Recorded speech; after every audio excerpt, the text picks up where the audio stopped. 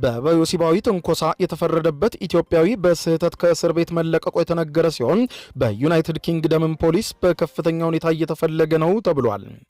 ዩናይትድ ኪንግደም ውስጥ በአንዲት ታዳጊ ላይ ወሲባዊ ትንኮሳ ፈጽሟል ተብሎ ፍርድ ቤት ቀርቦ የተፈረደበት ኢትዮጵያዊ በስህተት ከእስር ቤት ተለቆ እንደጠፋ የተነገረ ሲሆን ግለሰቡ በፖሊስ እየታደነ ነው ተብሏል።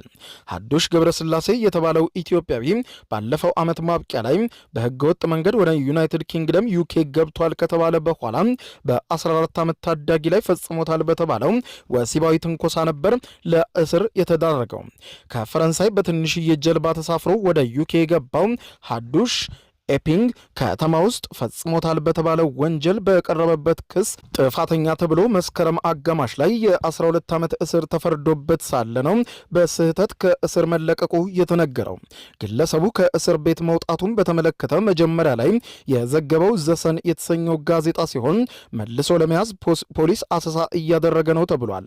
የእስር ቤቱ ምንጮች እንዳሉት ከሆነ ሀዱሽ ከታቀደለት ከዩናይትድ ኪንግደም የመባረሩ ውሳኔ በፊት ወደ ስደተኞች ማቆያ ማዕከል ሊላክ እንደነበረም ተነግሯል። የኢትዮጵያዊው እስረኛ ከእስር መውጣትን ተከትሎ የእስር ቤቶች አስተዳደር ስለ ክስተቱ ምርመራ የጀመረ ሲሆን አንድ የፖሊስ መኮንን ምርመራው እስከሚጠናቀቅ ድረስ ከስራ እንደታገደም ተነግሯል። ኢትዮጵያዊው ሀዱሽ በቀረበበት ክስ ምክንያት በቁጥጥር ስር መዋሉን ተከትሎ ይኖርበት ከነበረው የስደተኞች መቆያ ሆቴል ውጭ ነዋሪዎች ከፖሊስ ጋር እስከ መጋጨት የደረሱባቸው የተቃውሞ ሰልፎችም ተደርገው ነበር።